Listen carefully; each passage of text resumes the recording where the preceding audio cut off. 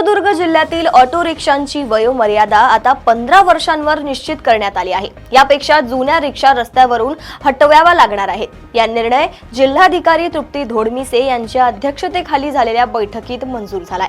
Police अधीक्षक doctor Mohan Dahikar आणि प्रादेशिक परिवहन अधिकारी उपस्थित होते।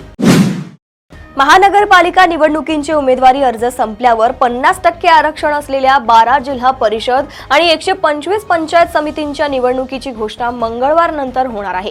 50% पेक्षा जास्त आरक्षण असलेल्या 20 जिल्हा परिषदांमध्ये निवडणूक लगेच होणार नाही। महाराष्ट्राच्या अंमली पदार्थ विरोधी टास्क फोर्सने आंतरराज्यीय ड्रग्ज पुरवठा आणि वितरण नेटवर्कचा पर्दाफाश केलाय। बंगळुरूमधील मेफेड्रोनच्या 3 कारखान्यांवर छापा टाकून जवळपास 55 कोटी 88 लाख रुपयांचा प्रतिबंधित साठा आणि यंत्रसामग्री जप्त केली आहे। छत्रपती संभाजीनगर हर्सूल येथे एका 5 महिन्यांच्या गरोदर महिलेने आत्महत्या केली। मृत महिलेचे नाव आयशा अरबाज शेख आहे। प्राथमिक माहितीमध्ये तिला पतीने फसवून दुसरे लग्न केले आणि 7 लाख रुपयांच्या हुंड्यासाठी अमानुष छळ केला असे नातेवाईकांनी पोलिसांना सांगितले आहे। पोलिसांनी गुन्हा दाखल करून पुढील तपास सुरू केलाय।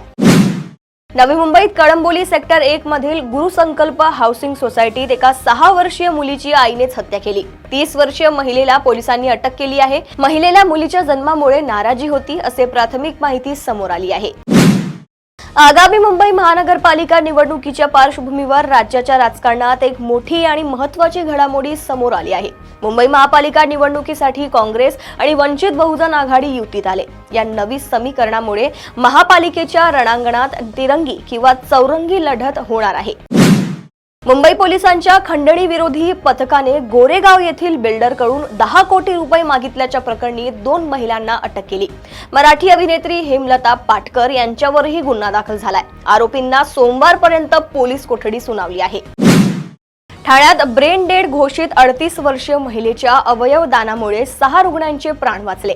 ठाण्यात ही पहिलीच अशी घटना असून अवयव प्रत्यारोपणासाठी रुग्णांना ठाणे, मुंबई आणि दिल्लीमध्ये पाठवण्यात आले आहे।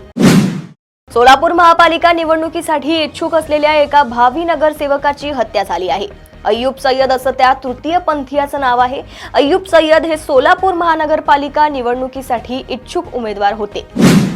चाकूर तालुक्यातील नायगाव येथे हॉटेल मालकाची दारू सिगरेट न देण्याच्या वादातून 3 संशयितांनी काठीने मारहाण करून खून केलाय। चाकूर पोलिसांनी गुन्हा घडल्याच्या 5 तासात 3 आरोपींना पकडले आहेत। प्रदेशातील अशाच टॉप 10 बातम्या मी साक्षी आपल्यापर्यंत पोहोचवत राहणार। तोपर्यंत बघत रहा देशोन्नती। नमस्कार। ठळक घडामोडींसाठी देशोन्नती न्यूज चॅनलला सबस्क्राइब करा आणि बेल आयकॉन प्रेस करा।